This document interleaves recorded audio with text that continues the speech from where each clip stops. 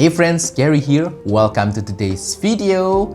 First of all, I just want to say Merry Christmas, Happy Holiday, enjoy some downtime with your loved ones. I hope that you are all well, healthy and safe wherever you are. My warmest regards to you all.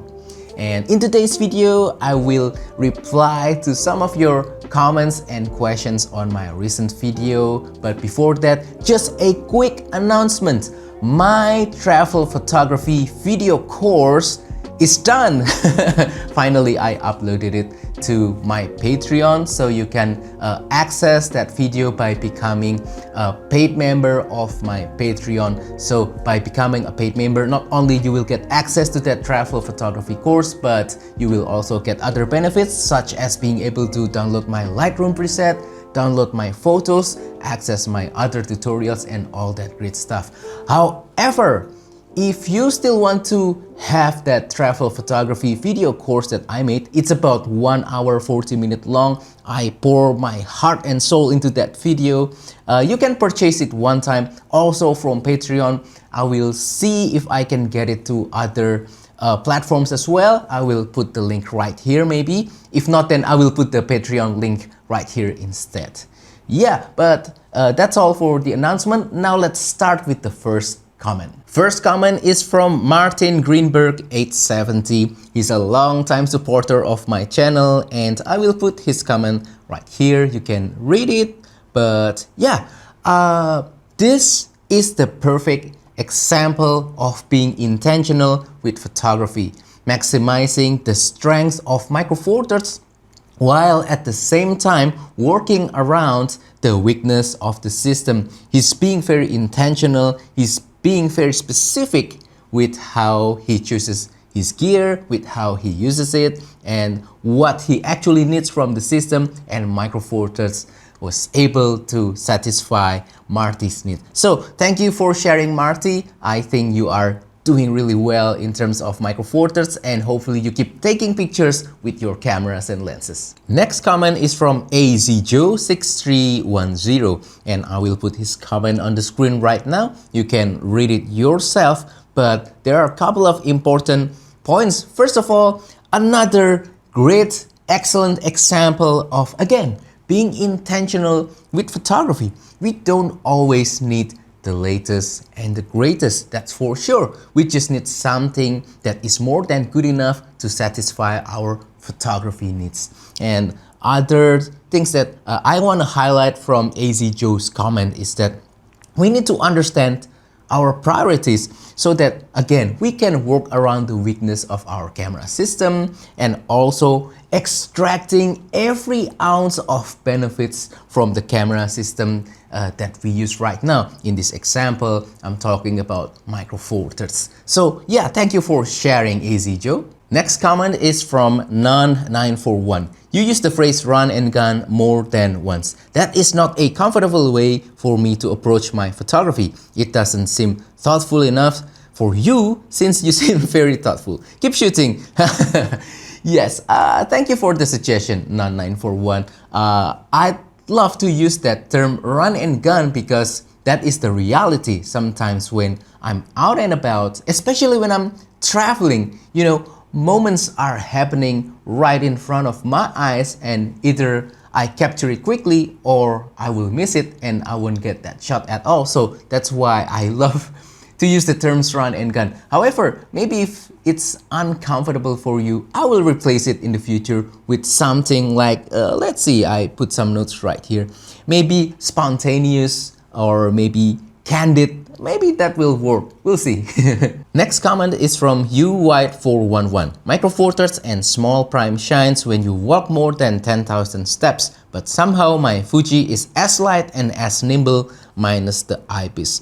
Yeah, congratulations. I think Fuji is able to kind of reduce the size and the weight of their lenses and their cameras, maybe with the newer releases. But in my opinion, that really depends on the camera and lens choices.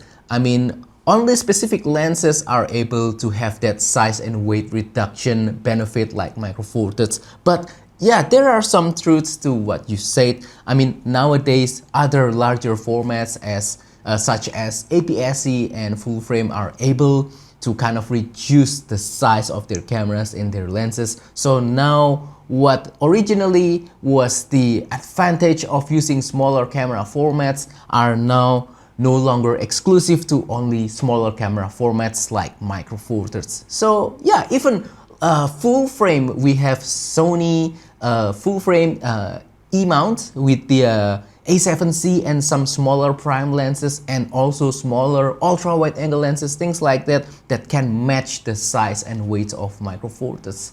This is kind of sad for me as a micro four thirds shooter, but that's the reality. But I still love my micro four thirds camera system anyway. Next comment is from Pace Des Fashes. Great review on the camera. I just found your channel while looking to see if the camera is the right one for our channel. It is a renovation and lifestyle vlog in France. What would be your thoughts on it in possible dusty and low lighting areas? Thank you in advance. So this question is on my DJI Osmo Action 4 video, and yeah, I still use my DJI Osmo Action 4 a lot, especially for my POV, photography, vlog, that kind of stuff. And regarding your questions about using this in a dusty, low light situation area, first of all, in dusty area, yes, this is extremely weather sealed. You can throw it around, you can submerge it in the water, you can throw it in a dusty area, no problem at all. In low light area, yes, the image will be okay, however, the stabilization will start to struggle. So my suggestion for you with the DJI Action 4 is to set a minimum shutter speed. About 1/200 will probably work best in your scenario, hopefully, because with that shutter speed, the digital stabilization won't have that motion blur anymore, so it won't look too jittery and it can still work fine. As your main YouTube channel camera, the DJI Action 4, I think, could probably be more than good enough. However, for me personally, if I'm shooting B-rolls, stuff like that, I don't really like to use the Action 4 because it's just too wide. Sometimes you want to tell better story using different perspectives, and that's why I think you still need other cameras, in my opinion. Don't quote me on that. It really depends on your needs, but maybe start with just using your phones. Most of the phones nowadays do have other lenses, for example, telephoto lenses, and even the normal lens on your phone is tighter compared to the Action 4, so that can be for different storytelling, for B-roll, stuff like that. So yeah, start with the DJI Action 4 and your phone and see where it takes you. Next comment is from DadBodBass. I just snatched one for 200 bucks. Well, this is about the G85, and yeah, G85 is such a great camera. Congratulations on that purchase. I think 200 is really a good price. I think you will enjoy the G85 for both photography and video. This is my workhorse micro four thirds camera for hybrid photography, still photography, and also for video. Next comment is from Fungus Fong 9080. What about lens for macro? I'm sorry, I'm not really familiar with macro photography.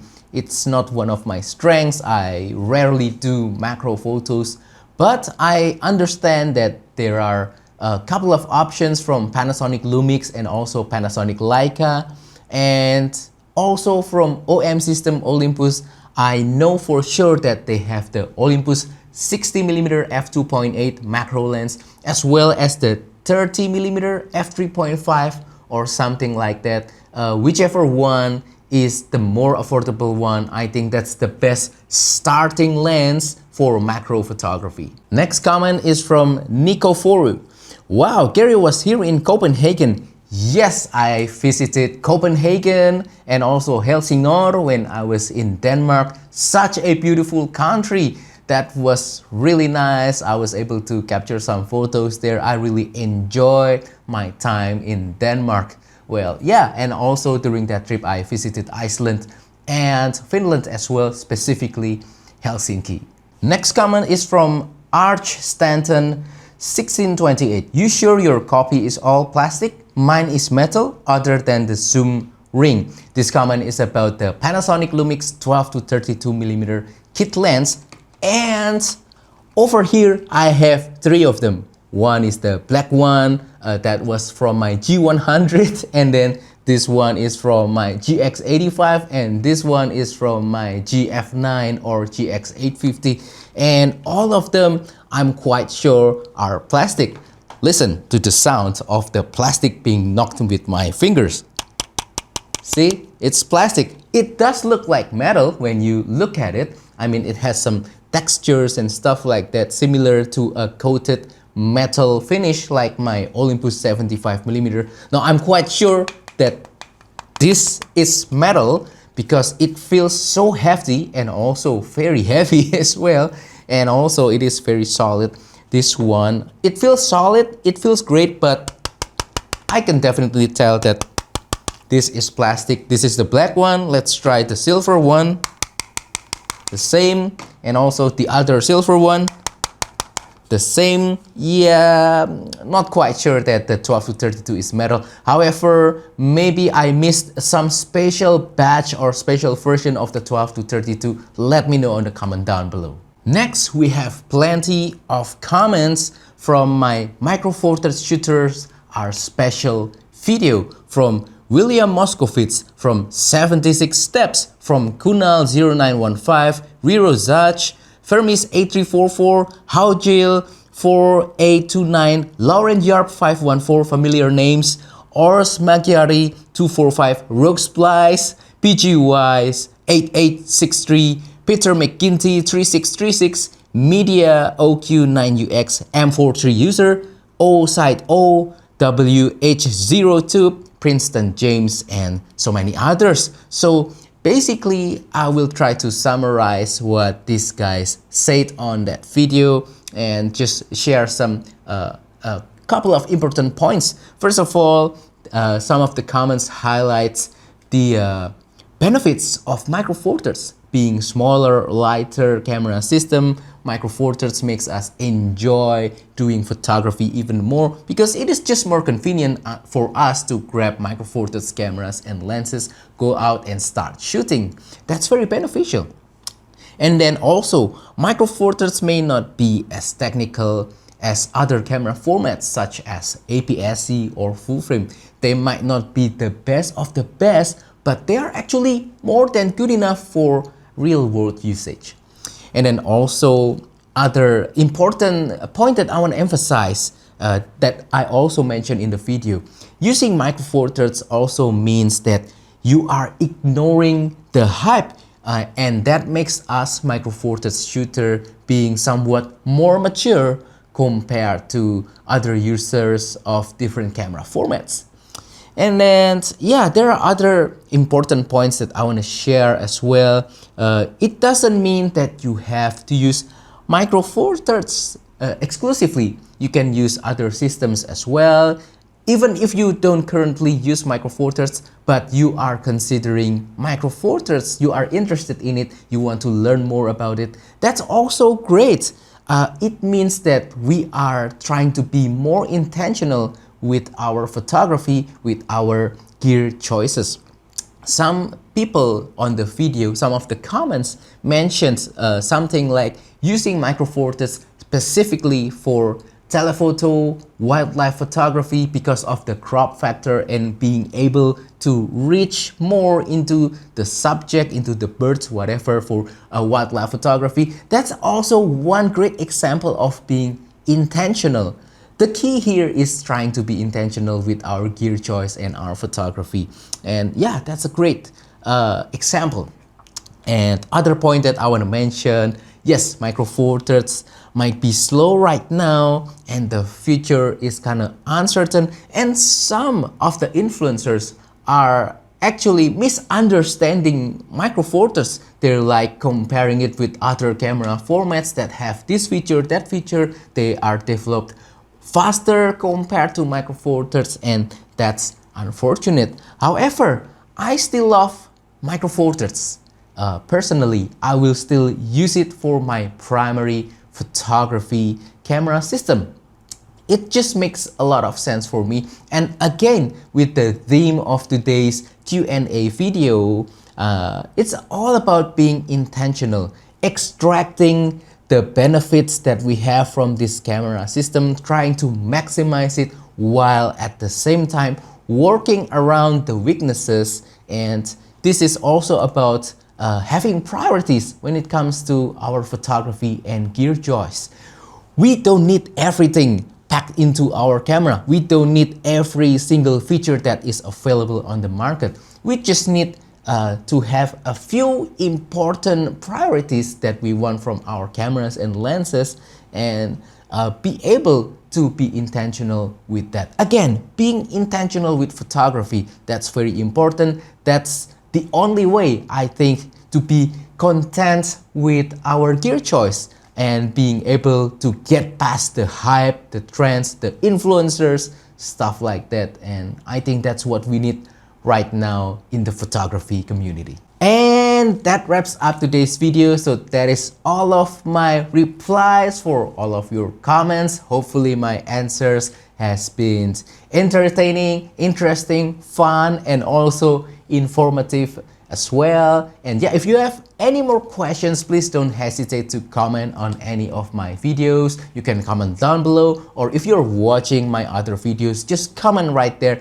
and I will try my best to reply them in the form of video like this, so I can better explain my answers to you, and hopefully this is kind of fun to watch as well. But anyway, thank you for your comments.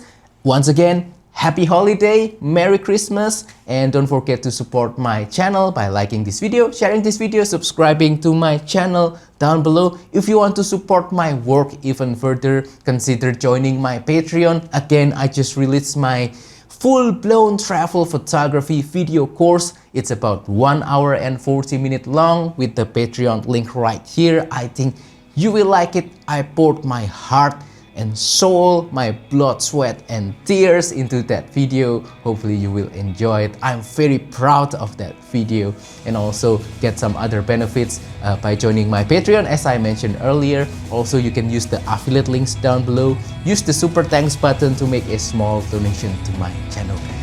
Thank you very much, and I'll see you guys on the next video. Goodbye.